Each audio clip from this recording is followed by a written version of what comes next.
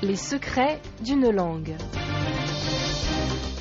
L'expression très employée sous l'égide de, qui veut dire se placer ou être placé sous la protection de quelqu'un ou de quelque chose, bénéficier d'un sérieux soutien dans une démarche, voire d'un rempart contre l'ennemi. Le mot égide nous vient de la mythologie grecque et son étymologie naturelle, comme disent les puristes, aegis signifie peau de chèvre, mais pas de n'importe quel animal, puisqu'il s'agit de celle de la célèbre Amalthée, chèvre à qui Zeus en personne fut confié. Elle l'éleva pendant toute sa petite enfance en lui fournissant son lait et sa protection. Par la suite, l'égide prit peu à peu le sens d'un bouclier recouvert de cette peau de chèvre magique. On la trouve souvent citée dans le grand roman d'aventure de l'Iliade, écrite par Homère.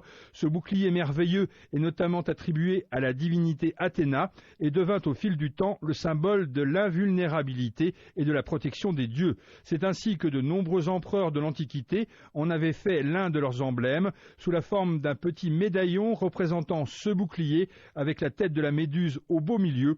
Beaucoup de statues anciennes comportent encore ce bijou. Plus près de nous, l'expression est encore très couramment utilisée en littérature, comme ici par Simone Weil, fraternité et avenir sous l'égide de ces beaux mots qui ont naturellement cours chez vous. Je suis fier d'être reçu par votre compagnie.